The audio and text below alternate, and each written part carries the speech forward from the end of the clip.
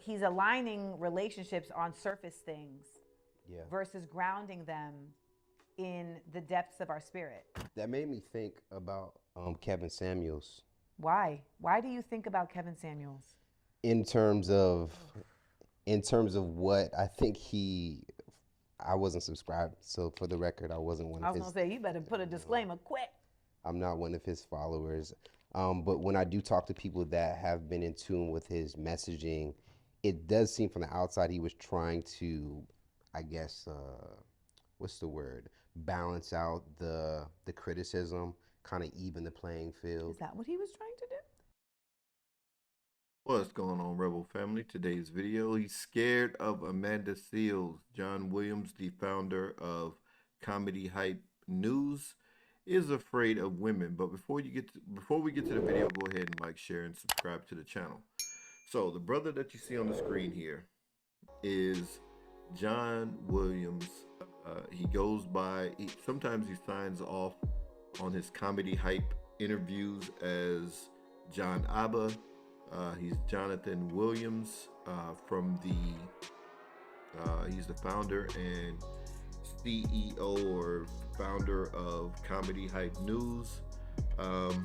This is one of the very few pictures that I could find of the brother. Yeah, it was a bit difficult to find any pictures. This is him in a podcast. In one of the podcasts that he was done talking about the building of the network, and here's another podcast that he was on. I think probably must have been the same day because he has on the same clothes. But this is who the brother is that I want to talk about here, because a lot of people have made videos about this Amanda Seales interview to where she spoke about Kevin Samuels. Now, Amanda Seales, if you don't know, Amanda Seales has been around for a long time in the entertainment industry. She's all over the place. She was a member of the I don't know what you call them, neo soul group, R&B group / hip hop. I don't know what you call, but the group is called Floetry. It had Marsha Ambrosia in it. That was a group, I think, popular late 90s, early 2000s, I think is when their heyday was. It kind of sounded like Jill Scott or kind of Erykah Badu, that soul flavor, if you will, as far as I can remember anyway. Anyway, she was part of that. I think she went by Amanda Diva at the time. And she's currently an actress, most recently seen in the HBO show Insecure. She is a horrible comedian. She's not funny at all. I think she had a stint on The Talk. But she's been around in the industry for a while. But anyone who knows, that she's been pretty terrible for a long time. I dare say she's been a piece of crap for a long time in terms of her stances and towards black men. She seems to have a particular bug up her butt about black men.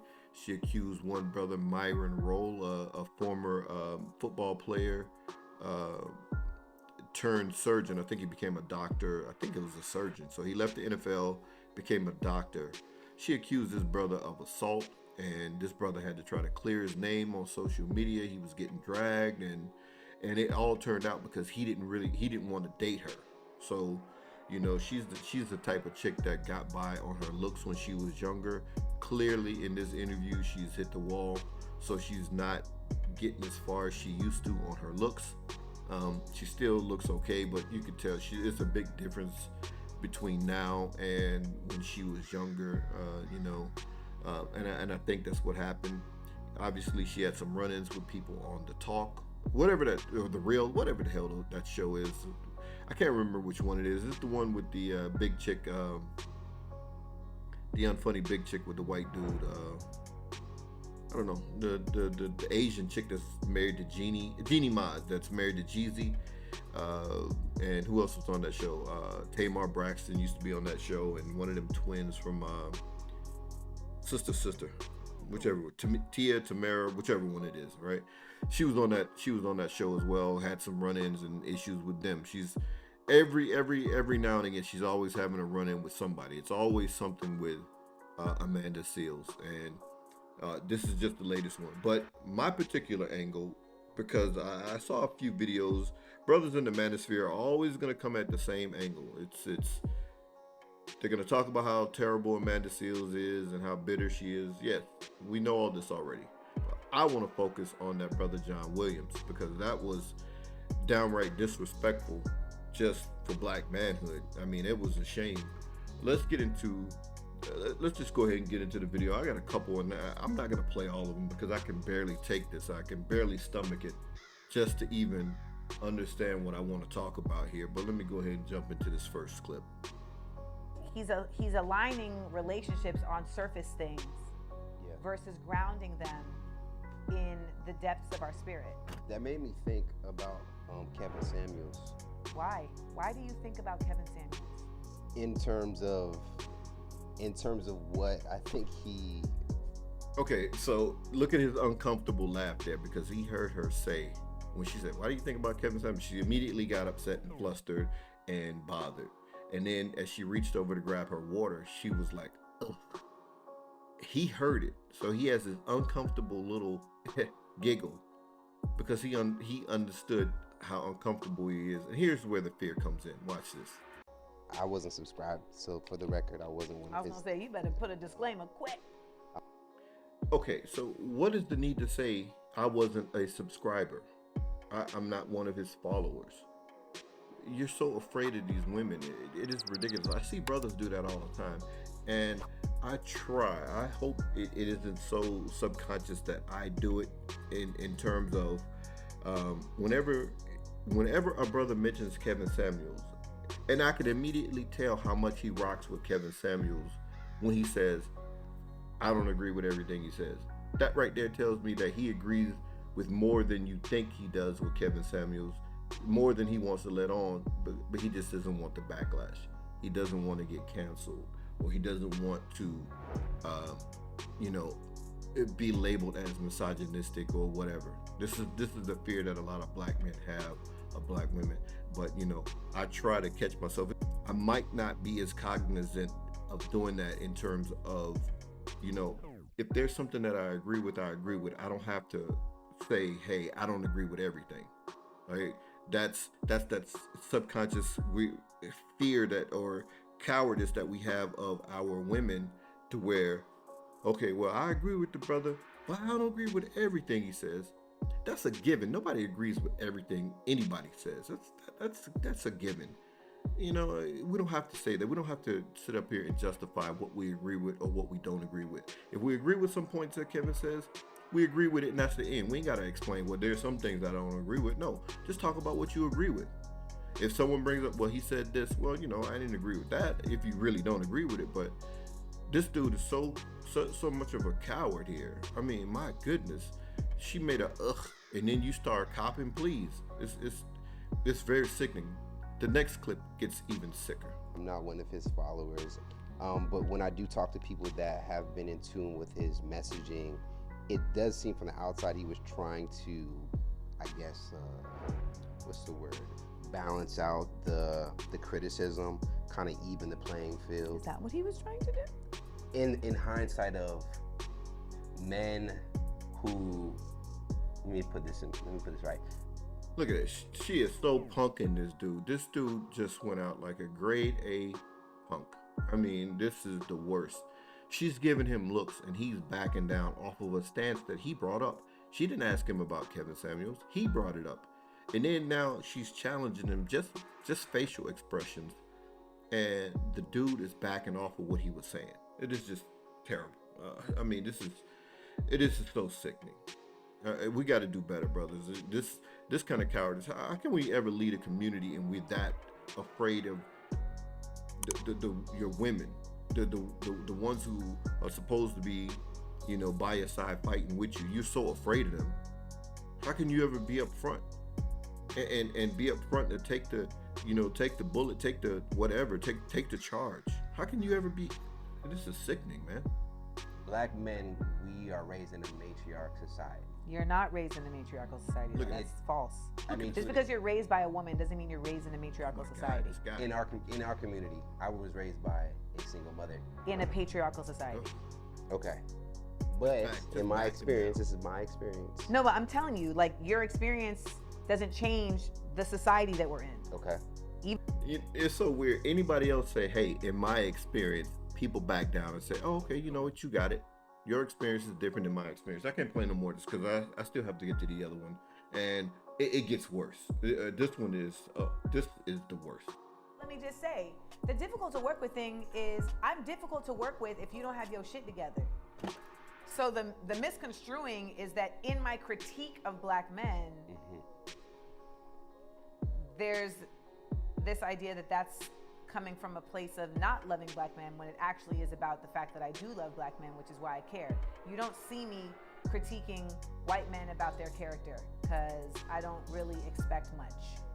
Okay, so that's a falsehood there. She loves to talk about white supremacy, racism, and what white men are not doing. I'm sure right now, I haven't even checked, but I'm sure right now she has something to say about Roe v. Wade and white men making a decision, except for, they're trying to make Clarence Thomas the face of this decision, but that's a different talk show. But she talks about white people. She made an unfunny documentary, or she was on some program called something about white people, the documentary. I can't even remember. It's some corny title, some black liberal thing that they thought was funny. Anyway, she did some stand-up about white people, so she talks about white people. And, I'm working on videos. I'm working on videos for a series that I want to start, because I'm seeing a trend here, and I'm calling it Sleeping with the Enemy, to where black men are laid up, sleeping with, married to, in relationships with black women who claim they love black men, but have the most negative things to say about black men, or the most glowing or positive things to say about white men or other races of men. And I'm like, brother, because when I saw it on Twitter a couple of times, and I was like, yo, this brother's sleeping with the enemy. And then this is who she is. Whenever you hear that, oh, I'm only doing this because it's love, it sounds like when someone said, well, I'm beating the crap out of you, every day because I love you. Nah, come on. You love me a little bit less than if you got to beat me. But in terms of her, there's no constructive criticism. She's going to use the cop-out excuse, and men don't typically use that excuse. Well, it's not what you say, it's how you say it. That's typically more aligned with women and simps who might say something like that, right? And that only goes when it's a man talking to a woman. You never hear that women talking to women, or a woman talking to a man, that, oh, it's not what you said, it's how you said it. No, that only goes one way. That goes only one way. So let's keep going here, because there's the part that it's coming here. But I know that when black men within our society are operating from a low vibration, it affects everything with us. So you're more so holding us accountable. That's all it is. Calling us up. That's all it is. That's all it is. But I think, there's reasons why some people feel like I'm not the person to do that, or they don't like the delivery, right? There's always this idea that it's like, oh, it's not what she said, how she said it, I needed to have delivered it in a more Tabitha Brown style. It's like, well, that's why Tabitha Brown is Tabitha Brown, and not me, and not me. Your appearance kind of sets you up to where when you come off you're very assured. I think that's the word that I would describe you. You seem assured of who you are, assured of what you're saying, and sometimes that can be intimidating. Yes, it's intimidating to weak people. Right.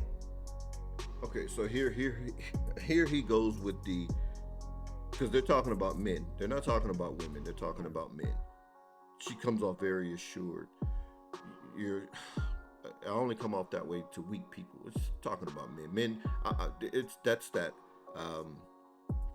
I'm too strong. Men are intimidated by me. It's that same thing. I mean, this is terrible. Now, if I look at the psychology of the industry, there's some very strong people, but there's also some insecure people.